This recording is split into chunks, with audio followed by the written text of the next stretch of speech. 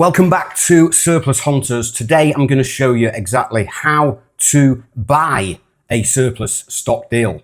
How to go buy one, and the pitfalls, the ups and downs, and what to look out for, and how to make sure that you get a decent deal and everything looks right about that stock that you are buying. Because a lot of people get scammed, a lot of people buy the wrong products at the wrong price from the wrong types of people.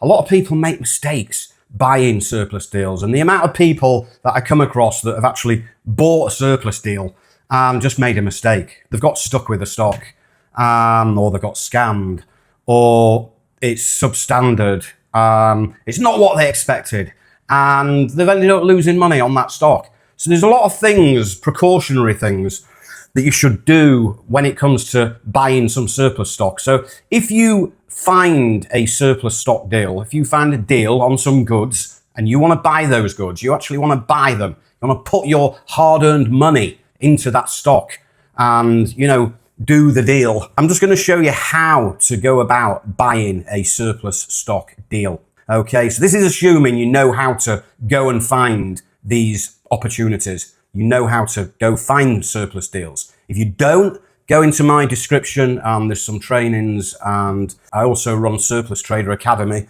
where I actually teach people how to source, buy and sell surplus deals. Okay, so number one, when you get offered some surplus goods, wherever you found them, you want to know the backstory. Why are they clearing that stock? Why are they getting rid of it? You want the backstory as to what's happened with that stock, why they've decided to clear that stock. It might be simple reasons, slow moving. It might be a cancelled order. It might be taking up too much space in their warehouse. There's a lot of standard reasons why companies clear stock, but you just want to get the background to why they are clearing that stock. All right. Number two, you want to ask the question, I always ask this question, is it all perfect with no quality issues? All right.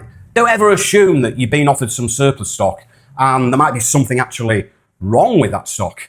And they might not be transparent and tell you there's a problem with that stock. And so you might be hundreds of miles away from that stock and you're not in a position to go see it. I never go see any stock that I buy. So obviously the first question I do ask is it all perfect with no quality issues? It's not returns. It's not like there's no damages. There's no substandard or imperfects, or there's no quality issues with that stock. Make sure they reply in writing that there's, that the stock is all perfect with no quality issues. Get it in writing, all right? Because it can come back and bite your backside if you don't get that in writing, all right? I normally get it in writing on the actual invoice. Get a video footage of the stock in the warehouse and a good selection of photos of the physical stock. Don't just look at catalogue photos of the stock or some old photos of the stock. You want current photos of the physical stock, the physical pallets of stock, and you want a video clip which they can send you on WhatsApp. It's like you are there in the warehouse looking at the stock. As long as you can see it's all clean, tidy, and it actually exists. Does it exist though? We'll come to that in a second. The next one is, have you done a bit of research on that stock? Do you know what it's retailing for? Never mind the RRPs, the recommended retail prices. What is the real-time price on that stock or on that product online? How much is it selling for online? What is the actual factory price if I went to buy that from a factory? Go on Alibaba.com, places like that, and get a bit of an idea on that product or like-for-like product, what it's selling for from the factory, all right? Because you always want to be paying way under factory price for that surplus deal. That's what makes it a true surplus deal, all right? So do a bit of research on the price. Location.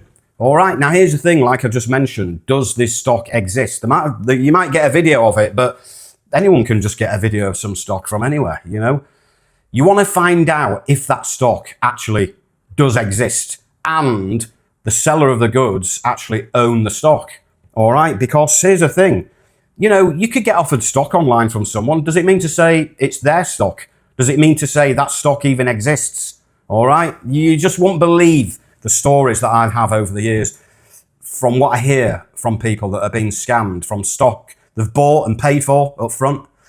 It doesn't even exist.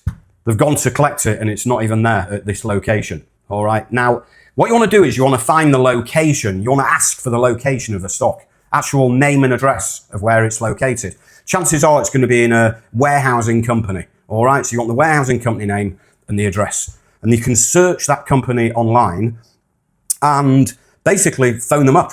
Just ring them up, say, yeah, I'm buying this stock from this guy. Here's his name. This is his company name. Can I just ask you a few questions? We're just doing a few security checks, a bit of due diligence. Is it their stock? Do they own that stock? And they might say, yeah, we're storing those goods for the same person, same name, same company, etc. All right, that's good. All right, so you confirm that. Okay, where are the goods? Can you give me the address of where the goods are? Is this the address? Fine, okay, so they're the goods. This is the owner of the goods. The goods are there. The goods exist. So that's great. You want to get a bit more info on the supplier of the goods, because at the end of the day, it's very standard in our business to pay upfront for goods. We either pay upfront on collection or before collection or before delivery if someone's delivering it to us. Now, you just want to check out that seller. Do they have a presence online? Like if you Google their name or business name, is there a lot of information on the search results? Are they on LinkedIn? Do they have a profile on LinkedIn? I have a form for new suppliers that they fill in. And I do ask for a photo proof of who they are, like driving license or passport. The reason I do that is because I want to know who they are and where they are. All right. If there's any comebacks whatsoever and I have an issue, I want to know who they are and where they are. Okay. I want to know who they are and where they are, because without that, you're not going to be able to do much. And so I normally put that in my new supplier form, where I just get all the relevant info: name, numbers, address, business address, VAT numbers, company reg number if they've got.